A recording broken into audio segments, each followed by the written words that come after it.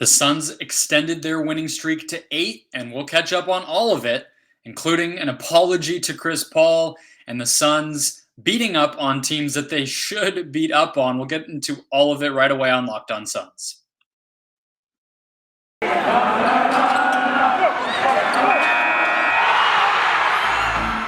are Locked On Suns, your daily Phoenix Suns podcast, part of the Locked On Podcast Network, your team every day.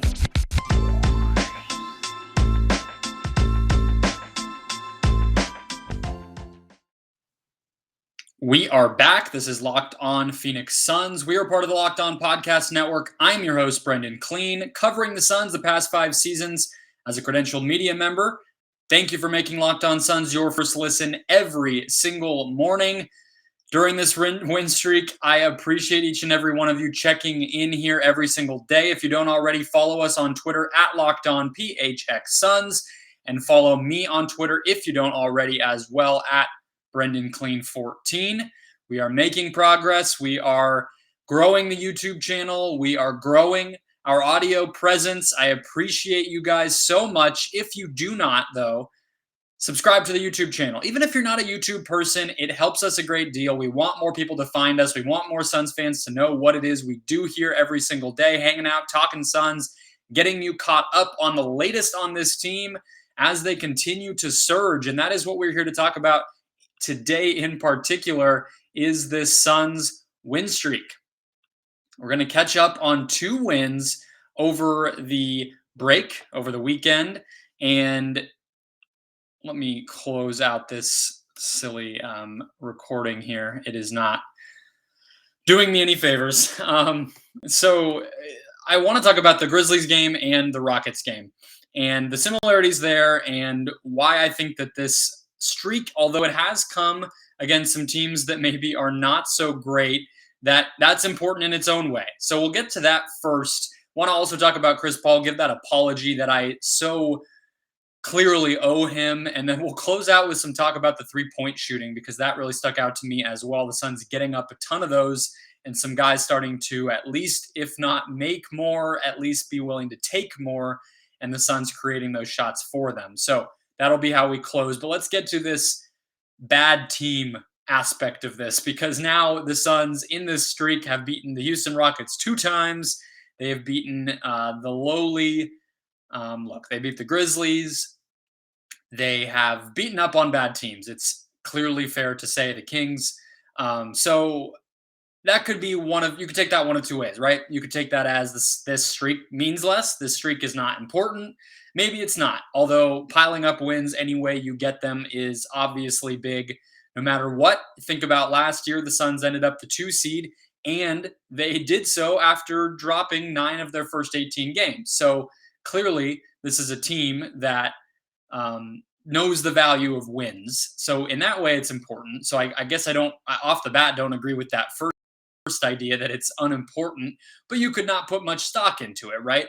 Why I think you should, in the way that I'm taking it, way new, if you will, is they did not do this last season. They did not clean up against bad squads last season like they should have. I remember a loss to the Pistons on the road. I remember losses up and down. They lost to the Thunder, I believe, twice. And sure, some of that came earlier rather than later. They had a loss to the Hornets that I vividly remember, the Magic on the road during a road trip out east, a Spurs home loss by 26 that I'm sure a lot of you remember. This is all last season. And look, assuredly, some of these types of losses will follow. They lost to the Kings this season already, so do not get me wrong. I'm not saying that those are just schedule losses, trap games. Guys will get injured. Weird things might happen. If the Suns have to play without Devin Booker, for instance, I think they would be in for it. But point being, this Suns team, earlier than last year and more definitively than last year, is showing that they can handle those bad teams, which bodes well for their ability to stack regular season wins like I was just talking about. to improve their seeding, and to have more confidence going into the postseason. Now, they obviously played up to their competition all year last year, which is part of a lot of, I think, why so many of us were confident about their ability in the postseason was we had seen them rise to the occasion time and again. But you also want to give yourself that comfort and continuity and confidence of beating the bad teams. You also, by beating the bad teams, get to rest your players. You get to give more time to the bench to maybe develop their skill set. And I think that you gain even more of that identity buzzword that we've been talking about because you see it put into practice, right? Yeah, it probably has its own value in the NBA to go up against the best of the best and barely squeak out a close win. That feels like an accomplishment, I'm sure. But I think there's also a real value. I'm thinking of the Warriors during their 67 win and 73 win seasons. I'm thinking of the Spurs dynasty. I'm thinking of so many of these groups that stay together for a long time and become these regular season juggernauts. I think there's something in that of getting that confidence, getting your legs under you, getting your the wind in your sails. I'm using all of the possible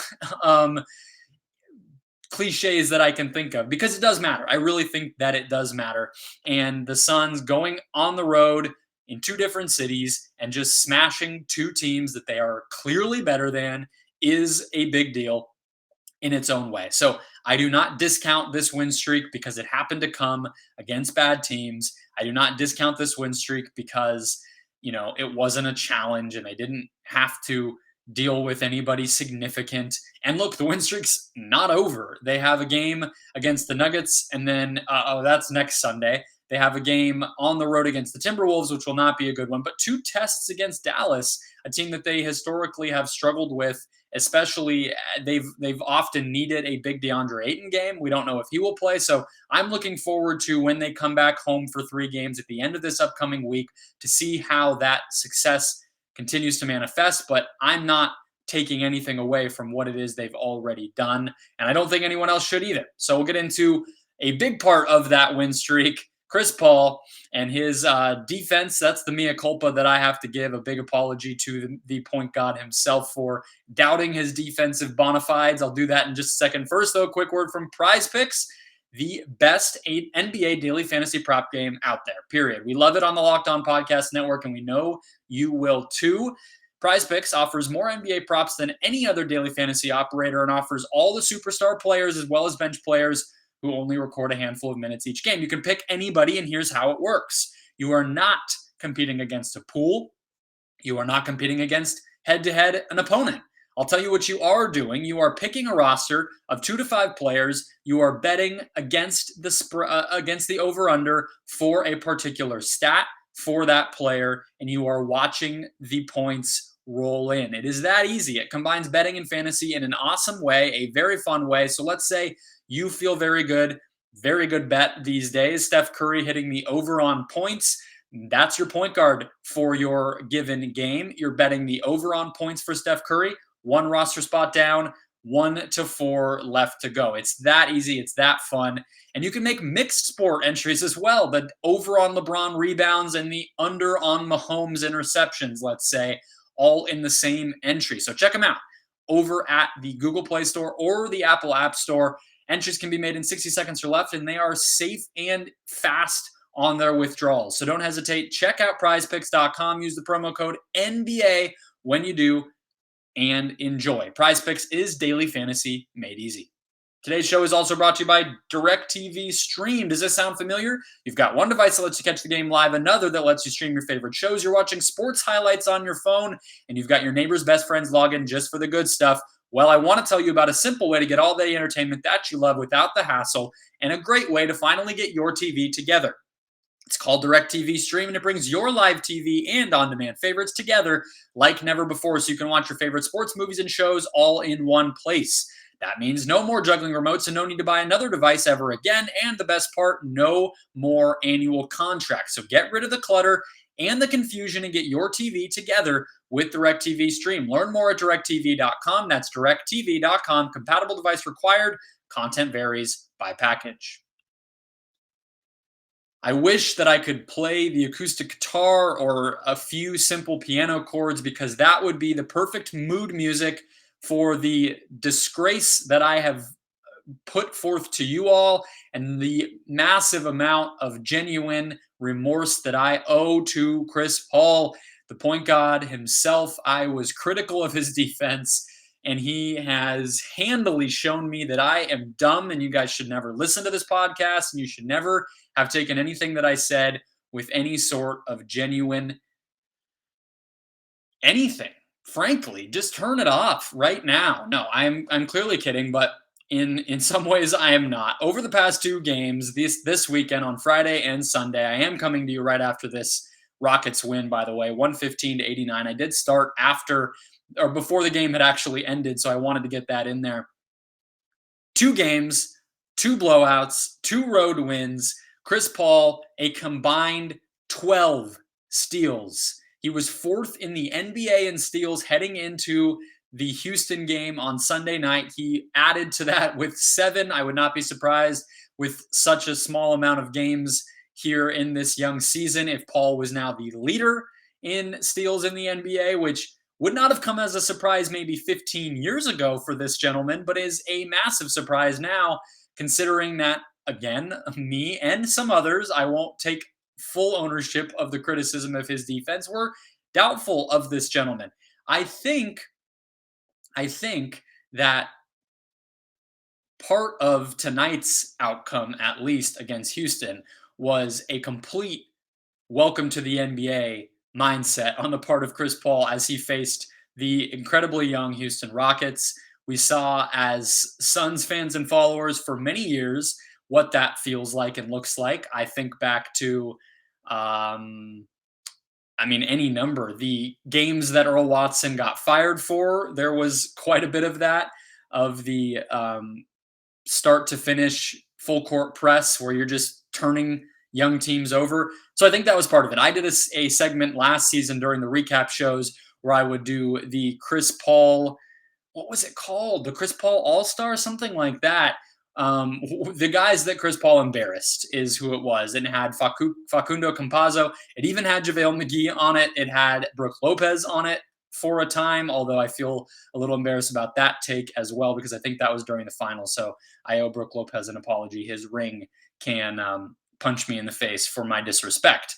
However, this is not out of character for Chris Paul. When he sees blood in the water, he is going to pounce, and he has done that in subsequent games. But bigger than that, and to go back to my apology, I think this speaks to his overall mindset of wanting to be a winner. I mean, I don't think I was completely wrong to criticize the performance that Chris Paul had at all. I think that early in this season, the Suns were clearly going out of their way to hide him defensively. He was getting blown by, and that was a problem.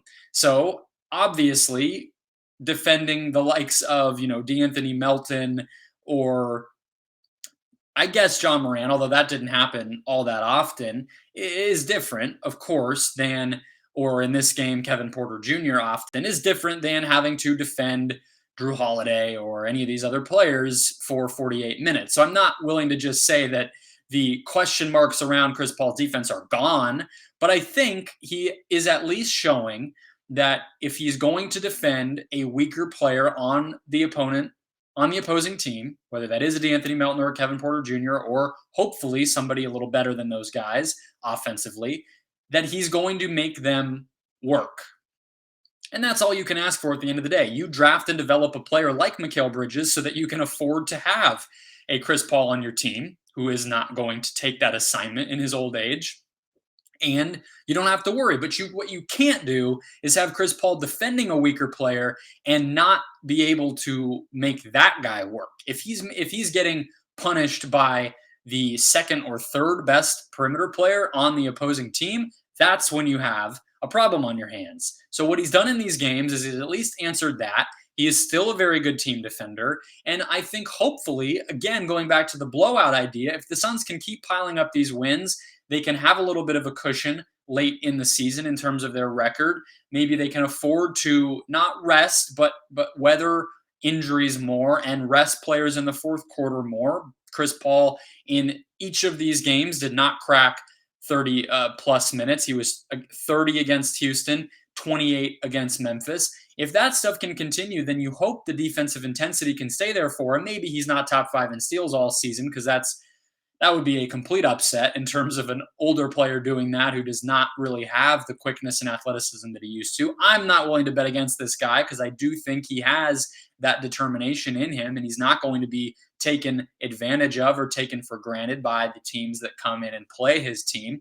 But it would be silly to expect that he's going to pull the fountain of youth completely. I think what we should expect and hope for is that he can continue to do this as a team defender and as a secondary perimeter defender, and that he has the energy to do that for more of the season, that come postseason time, he can be an impactful player defensively, maybe to a greater degree than he was last season in the finals run that the Suns went on. So a big apology. I do not have my guitar or my piano, but I can use my words and say that I was wrong to doubt this guy. And I think that there is some hope that that can be a bigger part of everything that the Suns give on the defensive end this year than it was last year. Maybe that's too optimistic, but look, after 2 games like this, you can't help but reach high and expect the absolute most.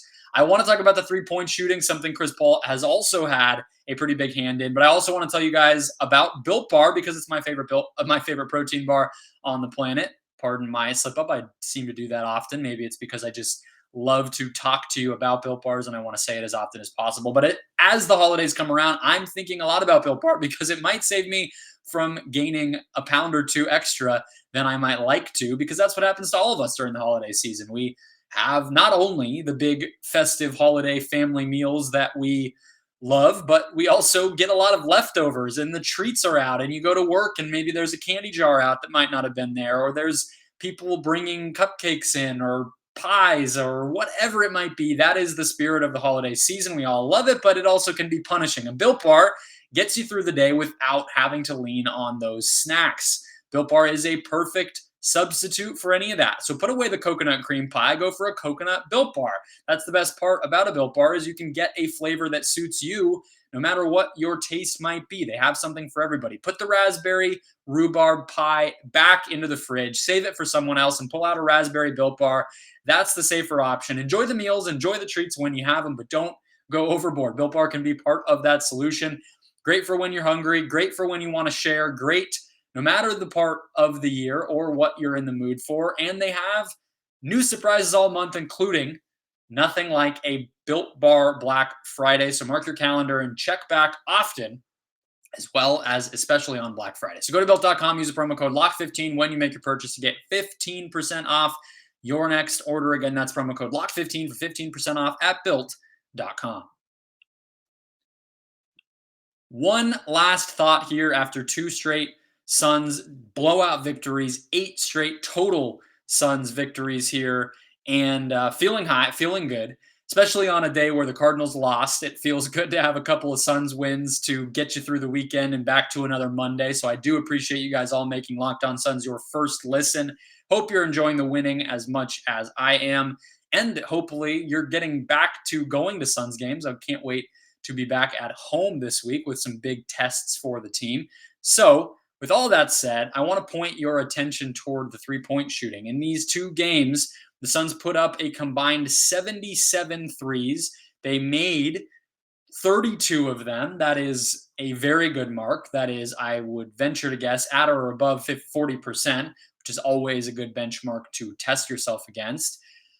I talked to close the week last week when I did my little statistical notebook emptying that Devin Booker is taking more threes. That trend continued. He was 4 of 12 from deep, so you'd like to see them go in a little more often, but good to see that he's taking those shots.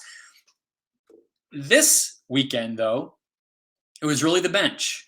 And everybody online, every Suns fan that I know has question what's going on with Cam Johnson. I don't necessarily have an answer, but what you cannot say about him is that he has hesitated at all. And that's the biggest thing. I mean, that's what he has to do, is to take those threes. And he's been doing that even as they're not going in. So he took 6 against Houston, and he took, if this mouse will let me click, 6 against Memphis. He was 5 of 12, not a bad mark at all. And the guys have joined him around him. I knew when Cam Payne came back to this lineup that things would look very much different. They have. He is a guy who's going to take threes. His two-man game with Frank Kaminsky is pretty stellar as well, not to mention Chris Paul's. So Payne is now a guy who you can trust to take 4+ threes a game. He was 2 of 5 exactly in both of these wins. And then last but not least, Landry Shamet, who is starting to get unlocked. I think he's shown himself to be a little bit streaky, which obviously is a thing that's plagued him in his other stops. You hope the comfort level, the trust from the coaching staff that he's going to get his 20 minutes or so every night, and he doesn't have to worry. But he himself this weekend was 4 of 12 combined from deep. So as long as these players are at least making a serviceable amount, they're using their green light and taking these shots, then it's going to open up the offense. And the bench has been what we knew was going to be a big part of this team. You can imagine that when DeAndre Ayton gets back, we'll cross that bridge and talk about that situation at a later date. I don't have all my thoughts gathered there, but when he does play again, you can easily imagine JaVale McGee's downhill threat being an even bigger opportunity for this offense to click. It's not to take anything away from Frank Kaminsky, who I do think will continue to play, and he's, to me, a much better option than Abdul Nader. I know they play very different roles. You want some wing defense out there. I get some of that, but I think that McGee getting back to the bench, Kaminsky doing his thing, being a playmaker, spreading the floor himself, and less Abdul Nader mistakes will all go a long way to making this three-point shooting come alive even more, because the ball will be moving. There will be downhill threat in addition to the uphill threat, or whatever you call the three-point threat. So I think things are trending in the right direction, obviously. The assists are the other part, because those things always go hand in hand. This Houston game was a little bit of an exception because I think there was just a confidence level. They were scoring in transition a lot. They had 11 fast break points. They had 44 paint points, the Suns did in this one. So the assists didn't necessarily follow. They only had 19. But in the Grizzlies game, they had 28 assists to go with their 37 three-point attempts. Those numbers will trend together. And this offense overall, you're going to see it start to climb. Now, again, you can point back to the inferior competition, and it's fair to just wonder what happens when they face a genuinely good defense. I think that Nuggets game on Sunday night of this week will be a big one. So I hope that is the type of matchup we expect in terms of a real test for the Suns. They'll face a good defense soon. I mean, the NBA calendar is unforgiving, don't get me wrong. And I am going to maintain I don't take anything away from it. But the Suns offense is going to get those reps. It is going to build out and diversify and become a little bit more dynamic, and they're going to pile up these wins. And I think that ties a pretty good bow on things, because the three-point shooting is something that they needed to work out. They needed to get guys comfortable and confident, and that has happened. And the fact that they've done it against bad teams is only for the better. Who cares? The confidence came, and as long as that green light is still blaring in these guys' faces whenever they get the ball and they're open, then they got to feel good about that no matter what way it came about. That's it for today, folks. 2 big wins, 8 total in a row, and feeling good. Another opportunity to beat up on a bad team on Monday night. It feels like it could be a trap game, so I don't want to get too cocky. I'm sure none of you are that way either. Minnesota is one of the teams that beat the Suns when we were going through those games that they dropped last season. So definitely not to be taken for granted, but I think that we will see a win, and that sets up 3 big, fun home games to round out the week. So I hope you guys are excited. Thanks for making Locked On Suns your first listen every day, and I'll talk to you on Tuesday.